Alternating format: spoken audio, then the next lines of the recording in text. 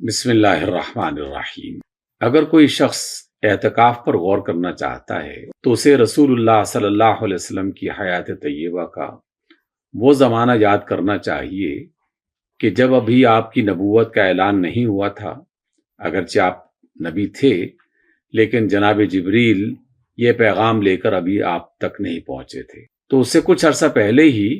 آپ غار حرا میں جا کے ایک طرح کا اعتکاف کیا کرتے تھے۔ اعتکاف کیا ہے؟ دنیا والوں سے تنہائی اختیار کرتے ہوئے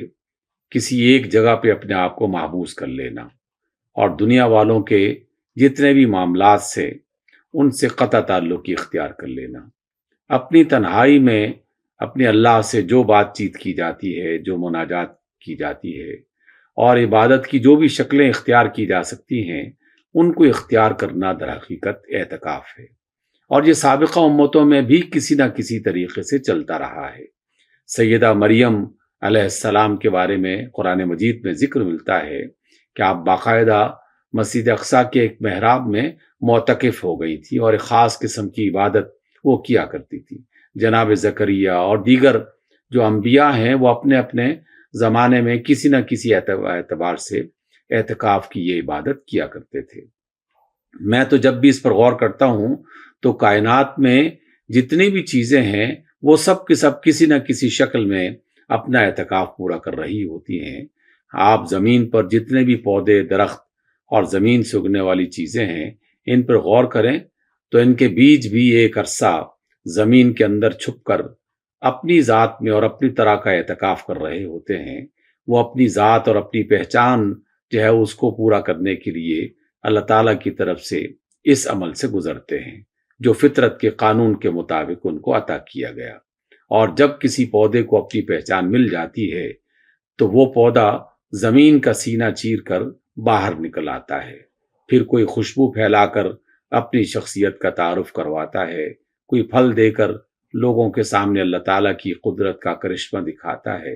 تو ہر ایک کو اللہ تعالیٰ نے مختلف قسم کی تسبیحات، مختلف قسم کی نمازیں، مختلف قسم کی عبادات کرنے کا طریقہ سکھایا ہے۔ خود قرآن مجید میں باقاعدہ اس بات کا ذکر بھی ملتا ہے۔ لیکن وہ ایک معروف اعتکاف جو رمضان کے ایام میں یاد کیا جاتا ہے، وہ رسول اللہ صلی اللہ علیہ وسلم کی ایک ایسی سنت ہے جو آپ نے رمضان میں شروع کی اور رمضان کے آخری عشرے میں آپ اپنے گھر والوں سے اور دنیا کے دیگر معاملات سے بالکل الگ تھلگ ہو کر مسجد میں تشریف لے جاتے اور وہاں 10 روز تک قیام کرتے، وہیں پر سونا جاگنا، وہیں پر کھانا پینا، وہیں تمام تر عبادات کا اہتمام کرنا، یہ رسول اللہ صلی اللہ علیہ وسلم کا معمول تھا۔ صحیح مستند روایات میں بخاری، مسلم اور اس کے علاوہ احادیث کی جتنی بھی مستحکم روایات ہیں ان سب میں اس بات کا ذکر ملتا ہے کہ رسول اللہ صلی اللہ علیہ وسلم جب 20واں روزہ ہوتا تو عصر کے بعد مسجد میں چلے جاتے، گویا کہ اس وقت سے گویا کہ مغرب چونکہ ہونی ہے تو مغرب سے پہلے پہلے وہ مسجد میں داخل ہو جاتے اور مسجد میں قیام فرماتے، اور پھر وہ جگہ کہ جہاں اعتکاف کے لیے بستر بچھایا جاتا، وہاں آرام کرنے کے لیے جگہ بنائی جاتی، اس کے چاروں طرف کوئی نہ کوئی پردہ تان دیا جاتا تاکہ مکمل گوشہ نشینی اور تنہائی میسر آ سکے۔ تو اس معتکف میں یعنی اس مقام پہ فجر کی نماز ادا کر کے آپ علیہ الصلاۃ والسلام داخل ہوا کرتے تھے۔ اس اعتبار سے یہ 10 روز کا اعتکاف جو ہے رسول اللہ صلی اللہ علیہ وسلم کی سنت ہے، اور آپ علیہ الصلاۃ والسلام جب بھی کسی کام کا آغاز کیا کرتے تھے تو آپ کے لیے وہ کام لازم ہو جایا کرتا تھا۔ اسی وجہ سے ایک رمضان میں کسی وجہ سے آپ کو اعتکاف توڑنا پڑا اور آپ نے اعتکاف کی نیت کرتے ہی فوراً اسے ختم کر دیا، تو اس سے آنے والے یعنی اس کے بعد جو رمضان آیا ایک سال کے بعد، تو پھر آپ علیہ الصلاۃ والسلام نے 20 ایام کا باقاعدہ اعتکاف کیا۔ اعتکاف کی 2 معروف شکلیں ہیں، ایک تو یہ والا اعتکاف جو رسول اللہ صلی اللہ علیہ وسلم کی سنت کی اتباع کرتے ہوئے رمضان کے آخری عشرے میں کیا جاتا ہے، اور یہ 10 ایام کا ہی ہونا چاہیے، اور اس کا اختتام اس وقت ہوتا ہے جب رمضان جو ہے وہ مکمل ہو جاتا ہے، شوال کا چاند نظر آ جاتا ہے، اور بعض روایات میں کہ اگر معتکف جو اعتکاف کرنے والا ہے وہ شوال کی یہ شب بھی وہیں مسجد میں گزارے تو زیادہ افضل ہے۔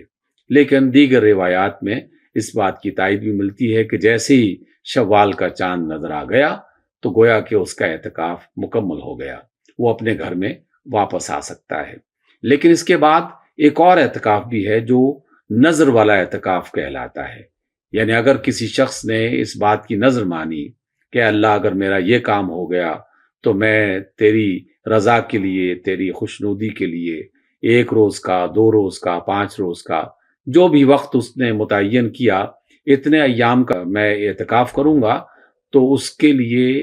اتنے ہی اپنی نیت کے مطابق اتنے ہی ایام کا اعتکاف کرنا لازم ہوگا۔ اور اگر کسی وجہ سے دوران اعتکاف کسی بیماری کے سبب یا کوئی اور حادثہ ہو گیا، اس کی وجہ سے اس کا اعتکاف ختم ہو گیا، تو یہ نظر والا اعتکاف جو ہے اس کی مدت کو بعد میں پھر دوبارہ پورا کرنا ہوگا۔ لیکن اگر جو عام مسنون جو رمضان کا اعتکاف ہے وہ کسی وجہ سے چھوٹ گیا تو اس کے قضا کی کوئی ضرورت نہیں ہے، بس وہ اللہ تعالیٰ نے جتنی اسے توفیق دی اس نے وہ اعتکاف مکمل کر لیا۔ اعتکاف کے دوران چند باتوں کا خاص خیال رکھنا چاہیے۔ اعتکاف چونکہ اس نیت سے کیا جاتا ہے کہ دنیا کے تمام تر معاملات سے اپنے آپ کو کاٹ کر صرف اور صرف اللہ کے گھر میں اللہ کی رضا کے لیے عبادت میں مصروف ہو جایا جائے،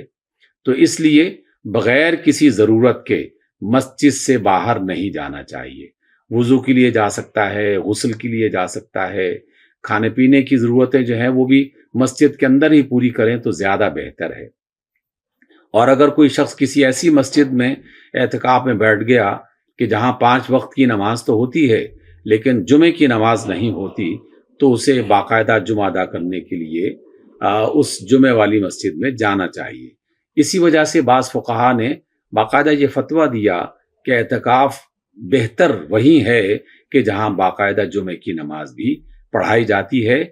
تاکہ یہ جو معتکف ہے اس کو جمعے کے لیے اپنی مسجد سے باہر نہ نکلنا پڑے۔ کچھ روایات ایسی بھی ہیں کہ رسول اللہ صلی اللہ علیہ وسلم بعض اوقات اپنے اعتکاف سے باہر نکل کر جنازے میں بھی شرکت کی، اور گھر میں کوئی بات کہنی ہو یا آپ ایک دفعہ آپ کے اعتکاف میں اس مسجد میں آپ کی ازواج مطہرات میں سے ایک خاتون آ گئیں تو آپ علیہ السلام اسے چھوڑنے کے لیے جب اس کے گھر تک جو ہے وہ لے کے گئے تو راستے میں چند صحابہ نے دیکھ بھی لیا، تو آپ صلی اللہ علیہ وسلم نے اسی موقع پر یہ فرمایا کہ یہ میری اہلیہ ہیں، ام المومنین ان کا نام لیا گیا۔ تو یہ گویا کہ اس بات کی طرف ایک اشارہ ہے، لیکن علماء کی اکثریت اس بات کو پسند کرتی ہے کہ جس شخص نے اعتکاف کی نیت کر ہی لی ہے تو پھر وہ اپنے آپ کو دنیا کے تمام معاملات سے یکسر الگ کر کے خالصتاً اللہ تعالیٰ کی عبادت میں مصروف رہے تو زیادہ بہتر ہے۔ البتہ اس کا مطلب یہ نہیں ہے کہ وہ مسجد میں رہتے ہوئے کسی سے بات نہیں کر سکتا، کسی کو چہرہ نہیں دکھا سکتا۔ آپ صلی اللہ علیہ وسلم نے اس چیز سے باقاعدہ منع فرمایا ہے۔ وہ بات بھی کر سکتا ہے اور کسی موضوع پر ڈسکس بھی کر سکتا ہے، اور اس مسجد میں اگر درس اور تدریس کی کوئی مجلس ہے اس میں شرکت بھی کر سکتا ہے، اور اعتکاف میں بیٹھنے والا فرد اگر خود درس دینا چاہے تو باقاعدہ قرآن مجید کی یا حدیث رسول کی تعلیم کا اہتمام بھی کر سکتا ہے، لیکن اس کی ساری سرگرمیاں وہ صرف اور صرف مسجد کے اندر ہی ہو سکتی ہیں۔ خواتین کے بارے میں علماء کا اختلاف پایا جاتا ہے۔ احناف جو ہیں وہ اس بات کی اجازت دیتے ہیں کہ اگر کوئی خاتون اپنے گھر میں کسی ایک خاص جگہ کو مخصوص کر کے اعتکاف کرنا چاہتی ہے تو ایسا کر سکتی ہے۔ جیسے نماز اگرچہ خواتین مسجد میں ادا کر سکتی ہیں، لیکن اس خاتون کا گھر میں نماز ادا کرنا زیادہ بہتر سمجھا گیا، تو بعض حنفی علماء اس بات کی تائید کرتے ہیں اور اس بات کو بہتر سمجھتے ہیں کہ خاتون اگر اپنے گھر میں اعتکاف کر لے تو یہ زیادہ اچھا ہے۔ اور اگر کسی مسجد میں اعتکاف کا ایسا بندوبست ہے کہ اس خاتون کو کسی قسم کی مشکل پیش نہیں آئے گی، وہ عزت اور عفت کی حفاظت بھی ہوگی اس کی، اور جو گھر کی ضرورتیں ہیں اس کے اپنے ذاتی اعتبار سے وہ بھی کسی نہ کسی طریقے سے پوری ہو سکتی ہیں، تو مسجد میں بھی اعتکاف کا اہتمام ہو سکتا ہے۔ اور زیادہ پسندیدہ یہ ہے کہ جس مسجد میں اس کا خاوند اعتکاف میں بیٹھا ہوا ہے تو اس کی اہلیہ بھی اسی مسجد میں اعتکاف میں بیٹھ سکتی ہے، بالکل اسی طرح جیسے رسول اللہ صلی اللہ علیہ وسلم کے زمانے میں ہوا تھا۔ لیکن یہ بات یاد رکھیے کہ اعتکاف گوشہ نشینی کی وہ عبادت ہے جو رسول اللہ صلی اللہ علیہ وسلم کی سنت میں کوئی شخص اختیار کرتا ہے، اور وہ اپنی تنہائی میں